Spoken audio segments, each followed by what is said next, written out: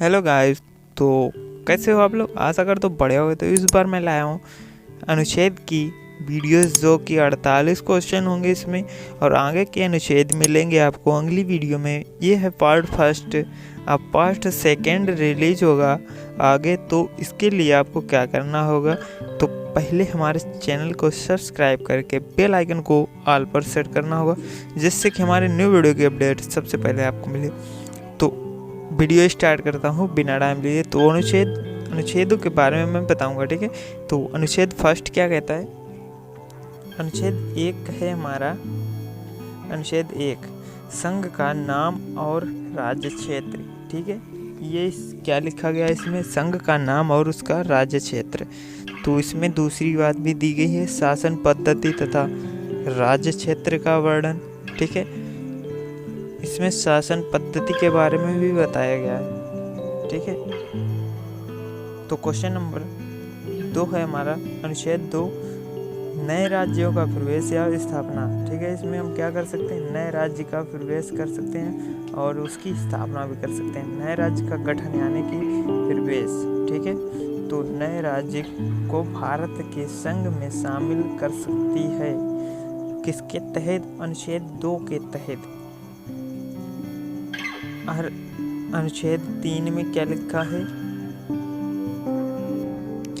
अनुच्छेद 3 में क्या लिखा है, तो अनुच्छेद 3 है हमारा राज्य का निर्माण तथा सीमाओं या नामों में परिवर्तन, ठीक है। राज्य का हम निर्माण तो कर सकते हैं, लेकिन उनकी सीमाओं जो है उनमें परिवर्तन भी कर सकते हैं, ठीक है। तो परिवर्तन कैसे करते हैं, उसको मैं घटा या बढ़ा सकते हैं, उसके किसके आधार पर, अनुच्छेद 3 के आधार पर, ठीक है। उसको हम लोग कम ज़्यादा भी कर सकते हैं, ठीक है। ये किसके तहत है, अनुच्छेद 3 के तहत। तो अनुच्छेद 4 पर चलते हैं। अनुच्छेद 4 हमारा है, अनुच्छेद 4 है पहली अनुसूची व चौथी अनुसूची के संशोधन तथा 2 और 3 के अधीन बनाई गई विधियां, ठीक है, बनाई गई विधियां। तो ये किसके तहत होगा, अनुच्छेद 4 के तहत होगा, यदि जन्म भारत में हुआ हो। और दूसरी बात इसी में क्या लिखी है, माता पिता में से किसी एक का जन्म भारत में हुआ हो, ठीक है, तो ही वो इस के तहत नागरिकता हासिल कर सकता है या नागरिकता उसे मिल सकती है, ठीक है। अनुच्छेद 6 क्या कहता है, 6 कहता है भारत आने वाले व्यक्तियों को नागरिकता, ठीक है। अनुच्छेद 6 कहता है भारत आने वाले नागरिकों को, भारत आने वाले व्यक्तियों को नागरिकता, ठीक है। और कहाँ से आने वाले, कहीं से भी आने वाले, ठीक है। जैसे कि पाकिस्तान से भारत प्रजनन करने वाले व्यक्ति, ठीक है, करने वाले व्यक्ति की नागरिकता संबंधित अधिकार किसमें है, के नागरिकता संबंधित अधिकार इसमें है, ठीक है, अनुच्छेद 6 में। अनुच्छेद 7 क्या कहता है, पाकिस्तान जाने वालों को नागरिकता, पाकिस्तान जाने वालों को नागरिकता। जैसे भारत से पाकिस्तान प्रजनन करने वाले व्यक्ति तो बाद में पुनः भारत लौट आए तो उनसे संबंधित अधिकार किस में दिया गया है, ये अनुच्छेद 7 में। अनुच्छेद 8 क्या कहता है, अनुच्छेद 8 है भारत के बाहर रहने वाले व्यक्तियों की, भारत के बाहर रहने वाले व्यक्तियों का नागरिकता, व्यक्तियों का नागरिकता, व्यक्तियों जैसे अन्य।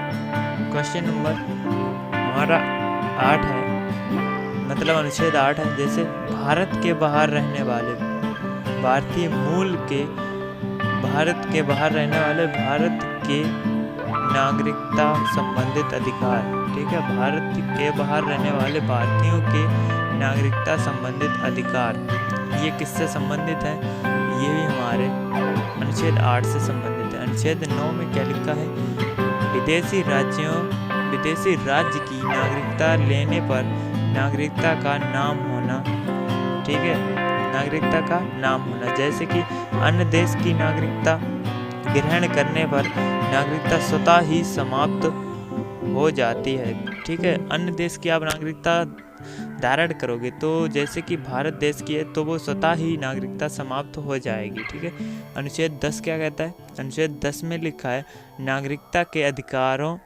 का बना रहना। ठीक है, नागरिकता के अधिकारों का बना रहना, जैसे कुछ स्थितियों में नागरिकता के अधिकार बने रहने के बाद इनके बारे में विधि संसद बनाएगी। ठीक है, अनुच्छेद 11 क्या कहता है?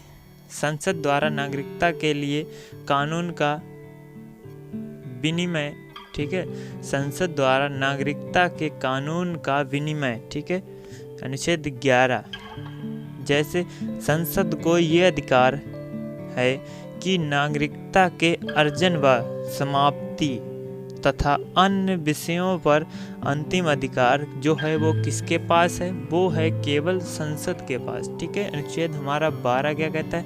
राज्य की परिभाषा। अनुच्छेद 12 में क्या दिया गया है? इसमें दिया गया है राज्य की परिभाषा, अनुच्छेद 12। ठीक है, और इसमें जैसे संसद प्रांतों पर विधान ये विधानसभा या विधान परिषद या विधान नगर पालिका, ये सब इसी में आ जाते हैं। ठीक है, नगर पंचायत, अन्य सभी वैधानिक एवं गैर वैधानिक संस्थाएं, निजी संस्थाएं भी इसी में। कौन कौन सी संस्थाएं आ जाती हैं? निजी संस्थाएं या वैधानिक संस्थाएं। ठीक है, ये सारी की सारी किस में आ जाती हैं? ये आ जाती हैं अनुच्छेद 12 में। ठीक है, अनुच्छेद 13 क्या कहते हैं? मूल अधिकारों को असंगत या अल्पीकरण करने वाली विधियां, जैसे मूल अधिकार से असंगत या अल्पीकरण करने वाली विधियां शून्य होंगी। ठीक है, इसमें क्या होगी? शून्य होंगी। क्वेश्चन नंबर अगला है अनुच्छेद 14, विधि के समक्ष समानता। इसमें क्या दिया जाता है? विधि के समक्ष समानता। ठीक है, इसमें कानून जो है सबके लिए समान होता है, बस इसी के बारे में वर्णन। जैसे कानून सभी के लिए बराबर है, इसीलिए भारत में किसी भी व्यक्ति के साथ भेदभाव नहीं किया जाए, चाहे वो किसी धर्म से हो। ठीक है, विधियों को समान संरक्षण। ठीक है, क्वेश्चन नंबर अगला है अनुच्छेद जो है हमारा 15। तो मैं 15 बता रहा हूँ। 15 में क्या लिखा है? 15 में लिखा है राज्य किसी भी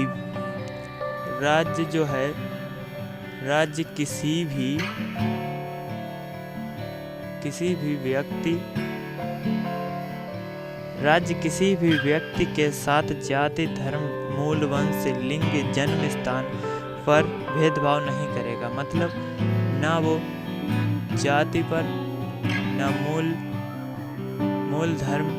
ठीक है, ना जाति, ना मूल धर्म, ना मूल वंश, ना लिंग, इनके किसी के आधार पर वो भेदभाव नहीं करेगा। ठीक है, ये किस में लिखा है? अनुच्छेद 15 में। तो अनुच्छेद 16 में क्या लिखा है? अनुच्छेद 16 में लिखा है लोक नियोजन के अवसर की समानता। ठीक है, इसमें लोक नियोजन के अवसर की समानता दी जाती है। ठीक है, तो आगे चलते हैं अनुच्छेद 17 पर। अनुच्छेद 17 में दिया गया अस्पृश्यता का अंत। ठीक है, अनुच्छेद 17 अस्पृश्यता का अंत। अनुच्छेद आगे चलते हैं अनुच्छेद जैसे कि 17 में है अनुच्छेद 17, ये कैसा है? ये है नकारात्मक। ठीक है, अनुच्छेद 18 पर आते हैं। अनुच्छेद 18 में है उपाधियों का अंत। उपाधियों का अंत। और अनुच्छेद आगे चलते हैं, अनुच्छेद है 19 वाक्य की स्वतंत्रता। ठीक है, ये कौन सा है हमारा? अनुच्छेद 19। और जैसे मैं कहूँ कि संघ बनाने का अधिकार, ये किस में दिया गया?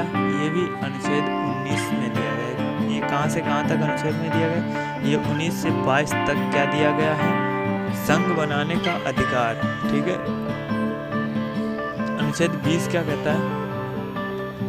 अपराधों के दोष सिद्धि के संबंध में संरक्षण है। ठीक है, अपराध के दोष सिद्धि के संबंध में संरक्षण। ठीक है, ये किस में दिया गया है? ये हमारे दिया गया है अनुच्छेद 20 में। ठीक है, और इसमें क्या दिया गया है? किसी भी व्यक्ति को एक अपराध के लिए एक ही सजा मिलेगी। ठीक है, जैसे वो कोई एक अपराध करता है तो उसको एक अपराध की सजा, एक अपराध मतलब एक सजा। ठीक है, ना कि 2 सजा होंगी। ठीक है, एक अपराध की 2 सजा नहीं हो सकती है, ये इसमें नहीं लिखा है। इसमें लिखा है एक अपराध तो एक ही सजा होगी। ठीक है, ये किस में लिखा है? ये हमारे लिखा है अनुच्छेद 20 में। ठीक है, और अनुच्छेद 21 पर चलते हैं। प्राण और दैहिक स्वतंत्रता। प्राण और दैहिक स्वतंत्रता जैसे कि किसी भी व्यक्ति को विधि द्वारा स्थापित प्रक्रिया के अतिरिक्त उसके जीवन और व्यक्ति स्वतंत्रता के अधिकार से वंचित नहीं किया जा सकता। ठीक है, ये किस में लिखा गया है? ये हमारे लिखा गया है अनुच्छेद जो है 21 में। अनुच्छेद 21 का क्या कहता है? 6 से 14 वर्ष के बच्चों को शिक्षा का अधिकार। ठीक है, ये किस में लिखा है? ये 21 का में लिखा है। ये बहुत ही इंपॉर्टेंट क्वेश्चन है। क्वेश्चन नंबर 22, कुछ दशाओं में गिरफ्तारी से संरक्षण।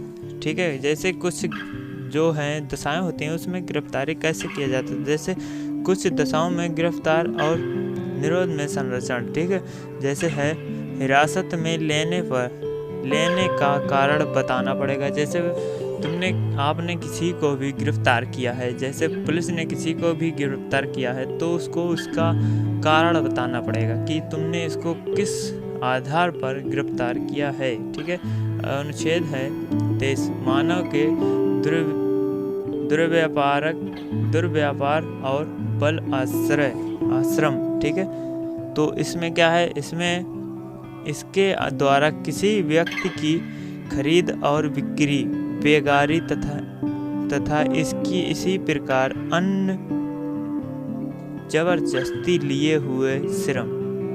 ठीक है, अन्य जबरदस्ती लिए हुए श्रम, ये किस में लिखा है? ये हमारे लिखा है अनुच्छेद 23 में। ठीक है, 23 में और क्या लिखा है? इसमें लिखा है कि श्रम निषिद्ध ठहराए गए हैं। ठीक है, जिसका उल्लंघन विधि के अनुसार दंडनीय अपराध है। जैसे कि मैं एक नोट लिखवाना चाहूँ तो नोट हमारा बनेगा, जरूरत पड़ने पर राष्ट्रीय सेवा करने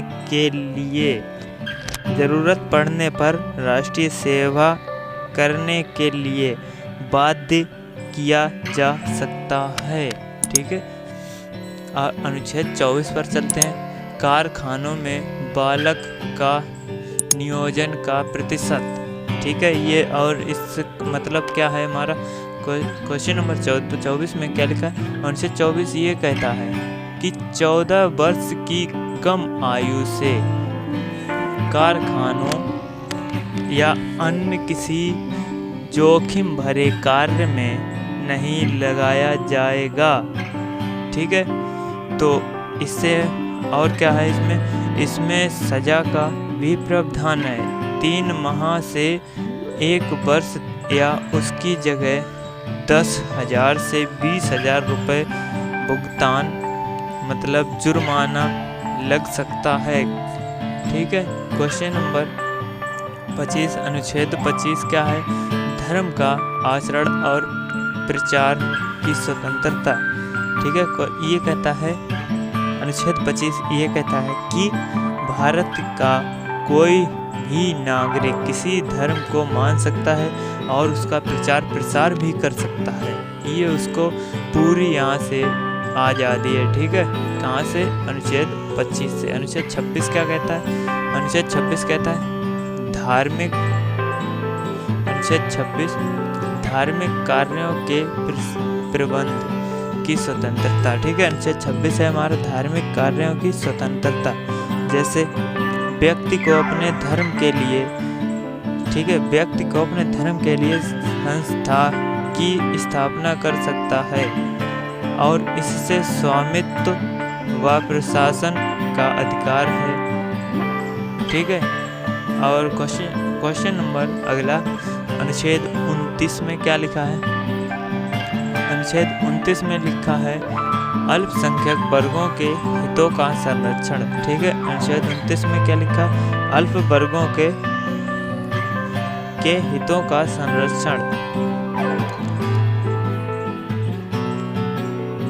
क्वेश्चन 30, अनुच्छेद 30 में क्या लिखा? शिक्षा संस्थाओं की स्थापना और प्रशासन करने का अल्पसंख्यक वर्गों का अधिकार। ये हमारा किस में दिया गया? ये हमारा दिया गया अनुच्छेद 30 में। जैसे कि ये कहता है, अनुच्छेद 30 ये कहता है कि कोई भी व्यक्ति अल्पसंख्यक वर्ग अपनी पसंद का शैक्षणिक संस्था चला सकता है। ठीक है। अपनी मन पसंद की शैक्षणिक संस्था चला सकता है। तो अनुच्छेद 32 पर चलते हैं। 32 क्या कहता है? हमारे अधिकारों को परिवर्तित करने के लिए। ठीक है।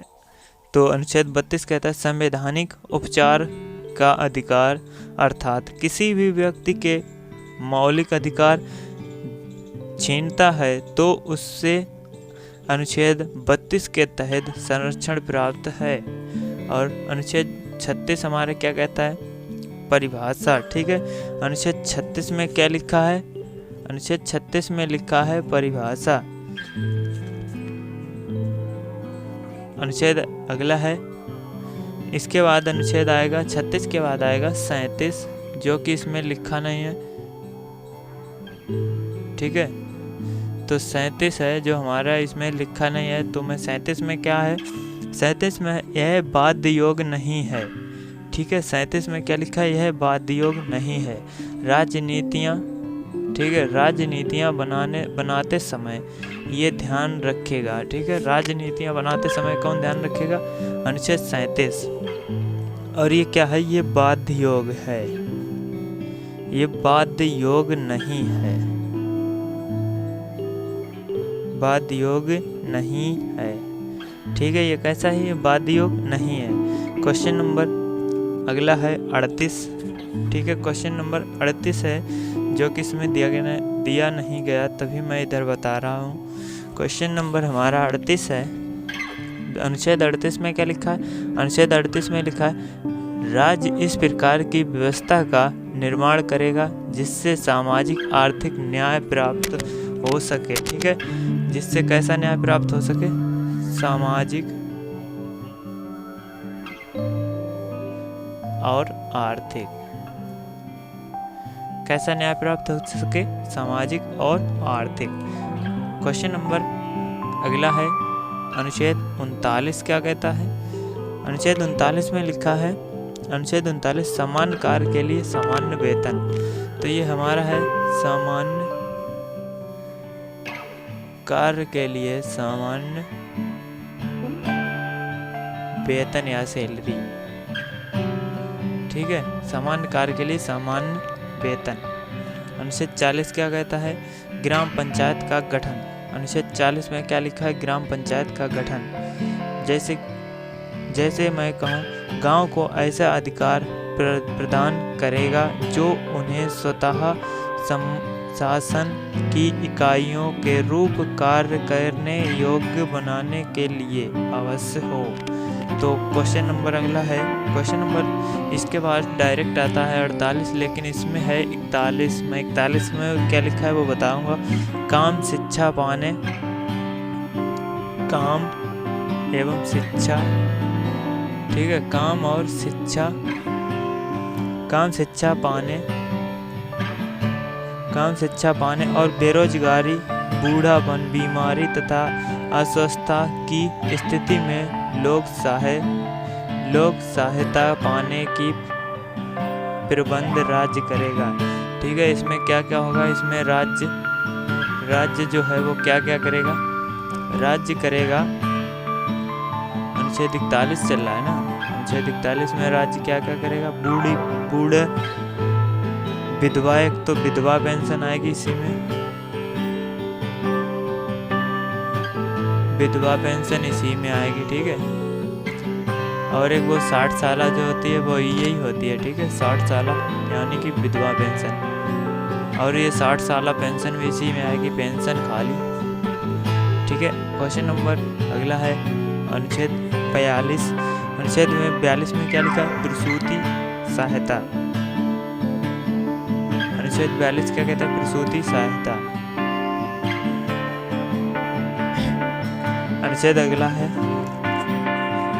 अनुच्छेद 43 क्या कहता है? अनुच्छेद 43 है कार्य मतलब कामगारों के लिए निर्वाह मजदूरी, ठीक है, यानी कि मनरेगा, तथा कुटीर उद्योग। ये किस में लिखा है? ये 43 में लिखा है, कुटीर उद्योग, ठीक है। क्वेश्चन अगला है 44। अनुच्छेद 44 में सामान्य आचार संहिता होती है, ठीक है।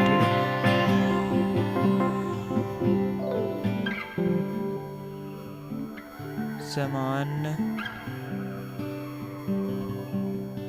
आचार संहिता, सामान्य आचार संहिता एवं सिविल संहिता होती है, ठीक है। और अनुच्छेद 45 हमारा है, अनुच्छेद 45 है, तो अनुच्छेद 45 में क्या लिखा है? अनुच्छेद 45 में लिखा है बालकों के लिए निःशुल्क और अनिवार्य शिक्षा। और कितने वर्ष के बालक होने चाहिए? 0 से 6 वर्ष, ठीक है। इतने वर्ष के लिए इनके 0 से 6 वर्ष के लिए 6 वर्ष के बच्चे, ठीक है, उनके लिए पोषक तत्व तथा इनके लिए कैसे तत्व होने चाहिए? पोषक तत्व का प्रबंध करेगी। तत्वों की कमी होने पर राज्य इनको क्या देगा? इनको पोषक तत्व देगा, ठीक है, 0 से 6 वर्ष के बच्चों के लिए।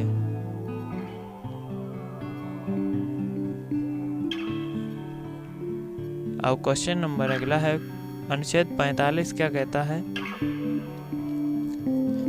अनुच्छेद 46। अनुच्छेद 45 का तो मैं बता चुका हूँ, अनुच्छेद है डायरेक्ट आता है 48, ठीक है। तो अब जो है हमारा इसमें क्या है? 48 जो है ये है दिया गया 48 कृषि और पशुपालन संगठन, ठीक है, कृषि और पशुपालन संगठन।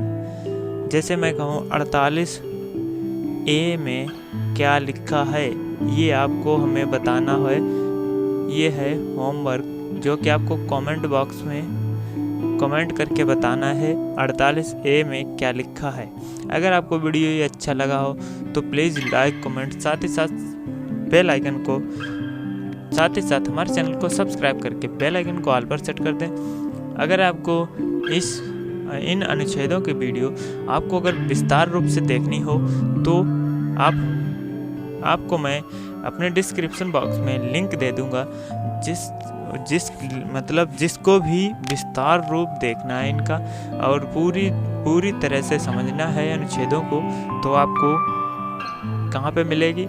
आपको मिलेगी चैनल पर career academy by RB sir, जो कि यहाँ पे पूरे विस्तार रूप से समझाया जाता है, ठीक है।